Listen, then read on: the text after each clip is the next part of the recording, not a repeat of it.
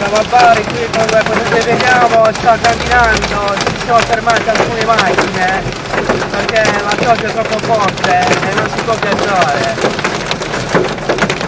Stiamo mettendo tutte le 4 pezze perché è praticamente allagata. Qua potete vedere l'acqua ha già raggiunto il bordo. Si fermano tutti.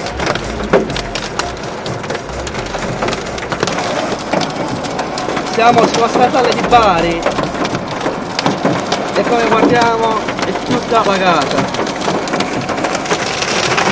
Sentite la grandine, questa è grandine, è un nuovo disagio qui a Bari, è tutta allagata, siamo fermi da circa 2 minuti.